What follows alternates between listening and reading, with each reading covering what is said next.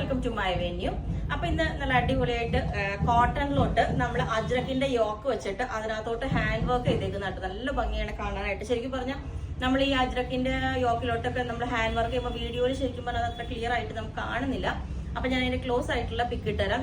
ഇപ്പൊ കുറച്ചും കൂടെ ക്ലോസ് ആയിട്ട് വരുമ്പോൾ നിങ്ങൾക്ക് അറിയാം യോക്കിലെ ഈ ഡിസൈൻസ് ഒക്കെ ചെറിയ ബീഡ്സ് വെച്ചിട്ടാണ് നമ്മൾ ആ അജ്രക്കിന്റെ മോട്ടീഫ് ഹൈലൈറ്റ് ചെയ്തേക്കുന്നത്. നല്ലൊരു സ്ട്രെയിറ്റ് ആയിട്ടുള്ള വീനൊക്കെ വെച്ചിട്ട് ഇതേപോലെ ഒരു ഷേപ്പിലോട്ട് കൊടുത്തിട്ടുണ്ട്. ചെറിയ ബോർഡർ ഒക്കെ വെച്ചിട്ട് ഇതേപോലെ കൊടുത്തിട്ടുണ്ട്. സെക്കൻഡ് പാറ്റേൺ വന്നിട്ട് ഇത് യൂസ് ചെയ്തേക്കുന്ന കോട്ടൺ ആണ് കേട്ടോ.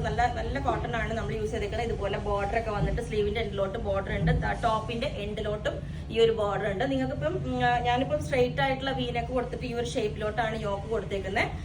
നിങ്ങൾക്ക് റൗണ്ട് നെക്ക് വേണമെങ്കിലും ചെയ്യാം കേട്ടോ. ഇതിന്റെ യോക്ക് ഉണ്ടോ ചെറിയ ബീഡ്സ് വെച്ചിട്ടാണ് വർക്ക്. നമുക്കത് ഇത്ര ക്ലോസ് ആയിട്ട് അതുകൊണ്ടാണ് ഞാൻ കാണിച്ചു തന്നെ. നല്ല ഭംഗിയുണ്ട്. ചെറിയ ആന്റിക് ബീഡ്സ് ഒക്കെ വെച്ചിട്ട് ഇത് വേറൊരു ഡിസൈനിലേക്കാണ് ഇതിന്റെ യോക്ക് കൊടുത്തേക്കുന്നത്.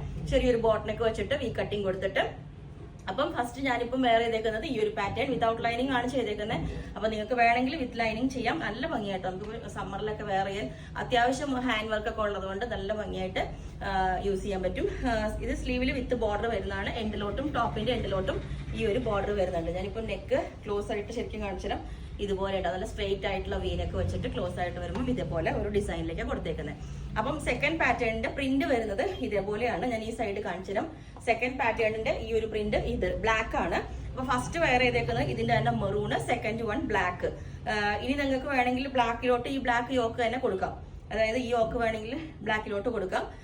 സെയിം ടോൺ ആകുമ്പോൾ കുറച്ചും കൂടെ കാണില്ല എന്ന് വെച്ചിട്ടാണ് ഞാൻ കോൺട്രാസ്റ്റ് കൊടുത്തത്. അടിപൊളിയാണ് കേട്ടോ.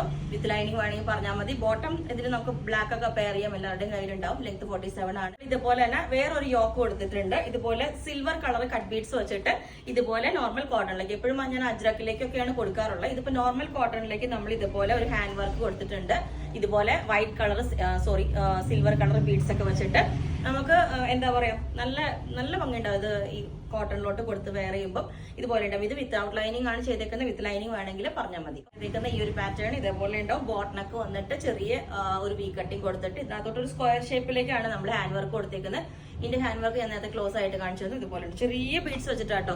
ഒത്തിരി ഹൈലൈറ്റ് ചെയ്ത് തിളങ്ങുന്ന വർക്കൊന്നുമല്ല. നല്ല ഡള്ളായിട്ടുള്ള ആന്റിക് കളർ വെച്ചിട്ടാണ് ചെയ്തേക്കുന്നത്.